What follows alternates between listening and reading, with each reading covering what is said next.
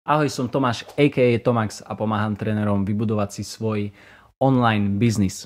Takže dnešná témička bude o tom, ako vyzerá môj týždeň, respektíve ako mám rozdelené svoje dni, pretože často sa mi stáva, že mi ľudia píšu o tom, akým spôsobom môžem stíhať toľko vecí robiť, jak robím, že oni nevedia proste si vyhradiť čas na niečo, nevedia dávať vonku toľko postov, nevedia, čo majú postovať a tak ďalej. Čiže trošku ti priblížim, ako to mám ja.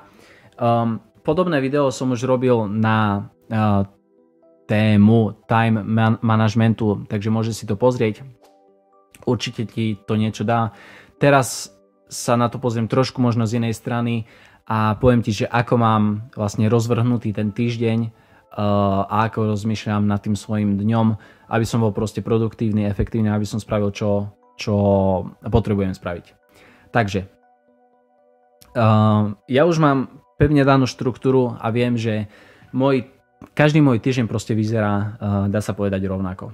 Hej? Čiže viem, že v pondelky a útorky sú teda čisto vyhradené na to, že robím check-iny svojim fitnessovým klientom. Hej, čiže keďže ich je toľko, koľko je, tak proste potrebujem mať na to 2 dní, lebo za deň by som to nespravil, respektíve možno by som to spravil, ale asi by mi vybuchla hlava a bolo by to o ničom. Čiže preto som si to rozdelil na 2 dní. Takže pondelok mám proste na to, že od rána začnem pracovať. Ja viem, že mne je najlepšie robiť proste skoro ráno. Čím viac práce stihnem ráno, tým sa lepšie cítim, tým menší stres pociťujem a tým je to proste lepšie pre mňa. Takže začnem robiť check-iny, potom si dám napríklad pauzu s tým, že pôjdem si zacvičiť a potom dokončím, dajme tomu druhú polku klientov, skončím o nejakej druhej, tretej a mám, dá sa povedať, voľný program, lebo viem, že som spravil presne to, čo som mal, respektíve môžem voľne robiť nejaké veci, čo mi napadnú, že by som mal proste robiť. Tak isto úplne vyzerá aj útorok, hej, nie je tam žiadna zmena, sú to proste rovnaké dni. Čiže zasa odrobiť si to, čo mám, odcvičiť, dorobiť druhú polku a potom možno je priestor na nejaké voľné veci, ak na to mám energiu, ak sa mi to chce. Nie je to vždy tak, že proste stále niečo robím. Sú týždne, kedy sú náročnejšie tie check-iny, keď trvajú dlhšie, keď riešim ťažšie veci. Čiže dávam si to proste len tak, že viem, že tie check-iny mám spraviť. Ak ich spravím, mám spravenú svoju robotu, čo som mal spraviť. Len na chvíľku sa sám preruším a ak sa ti páči, čo tu vidíš, čo tu počúvaš a nejakým spôsobom to posúva tvoj biznis dopredu, budem veľmi rád, ako mne povieš svojim kamošom, trénerom a ak budeš sledovať môj Instagram Tomax Business, kde sú ďalšie rady, taktiež ma poteší like, odber. Poďme ďalej. Keďže tieto 2 dni, pondelok a útorok, sú pre mňa psychicky dosť náročné, lebo počúvam problémy, sťažovanie sa a tak ďalej, musím nájsť spôsoby, ako vyriešiť tie dané veci, ako motivovať toho klienta, ako ho posúvať ďalej a tak ďalej.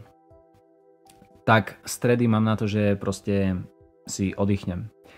Hej, čiže väčšinou si idem zahrať squash, potom mám čas úplne, že na seba idem si dať raňajky niekde fajnové a oddychujem, lomeno, ak sa mi chce niečo robiť v rámci mojej práce, tak proste to robím. Väčšinou je to tak, že robím, pretože to beriem tak, že proste naozaj sa mi to chce a nie je to niečo, čo musím robiť. Čiže zasa nejakým spôsobom už tu posúvam proste ten svoj biznis trošičku dopredu, hej, čiže robím niečo navyše, alebo robím nejaké posty, hej, alebo si pripravujem témy, o ktorých budem hovoriť, o ktorých budem robiť obsah a tak ďalej. Večer máme s Mirkou rande, čiže streda je taký krásny deň na zresetovanie v strede týždňa, aby som mohol ďalej potom pokračovať. Štvrtky sú na to zamerané, že mám väčší fokus na tú biznisovú stránku, hej, čiže robím check-iny pre trénerov, klientov, alebo je týždeň, kedy mám skupinový hovor, hej, takže nachystám si tému, ktorú budem hovoriť, respektíve prichystám si prezentáciu, ako budem hovoriť. Potom máme ten hovor a zasa ďalej robím nejaké veci, ktoré posúvajú ten môj biznis dopredu. Piatok mám tak, že zasa rozmýšľam nad tým proste, ako posunúť ten biznis, hej, lebo viem, že keby som robil len to, čo akože musím a z čoho ja keby mám momentálne peniaze, tak kvázi by mi stačilo robiť v pondelok, utorok a ten štvrtok, hej. A ja viem, že čas, ktorý počas týchto dní mám ja keby navyše, plus tá streda a plus piatok, ak budem to venovať proste rozvoju biznisu, aby som sa nejakým spôsobom posúval ďalej, tak len takto sa ja viem reálne posunúť ďalej, hej. Aby som proste nestal na tom istom. Lebo je veľmi ľahké proste byť v tej komfortnej zóne, byť proste v pohodlí toho, že OK, viem, že toto si spravím a mám pokoj a proste kašlem na to, hej. Ak to chceš tak mať, môže to tak byť, ale proste nerátaj s tým, že budeš sa posúvať ďalej, hej? Že budeš mať lepší ten biznis, že budeš mať možno viacej klientov, lepších klientov, viac zarobíš a tak ďalej. Hej, čiže rozmýšľam nad tým tak, že proste stále chcem robiť niečo, navyše niečo, čo by ma posunulo. Hej, a to je veľmi dôležité, je to veľký rozdiel potom, hej, medzi trénermi, ktorí to nerobia a ktorí to takto robia. Sobota, nedeľa je pre mňa voľno, čiže klienti vedia o tom, že môžu mi napísať, ja im môžem, nemusím odpísať, pretože o tom vedia dopredu. Je to víkend, tiež si potrebujem proste oddychnúť.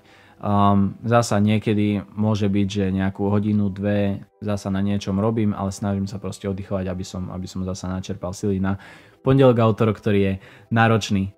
Čiže takýmto spôsobom to mám rozdelené, hej, mám jasne danú pevnú štruktúru, čo kedy robím v ktoré dni, hej, lebo ak to máš proste nejakým spôsobom rozhádzané, ak nevieš, čo kedy robíš, ak nevieš, kedy robíš check-iny, ak nevieš, kedy máš tréningy, či robíš cez víkendy, či nerobíš cez víkendy, či robíš iba sobotu, či robíš iba ráno, iba večer, proste potom to tak vyzerá halabala, hej, takže naozaj porozmýšľaj nad tým, že ako máš tú štruktúru týždňa, ako máš rozdelený ten deň a že či robíš niečo, čo ťa posunie vpred. Určite ti odporúčam aj to videjko o time managemente, tam je to prebrané trošku z inej strany, možno sa prekryvajú niektoré veci, ktoré som teraz povedal, ale určite ťa obidve videjka posunú ďalej. Takže tak, ďakujem za pozornosť. Serus.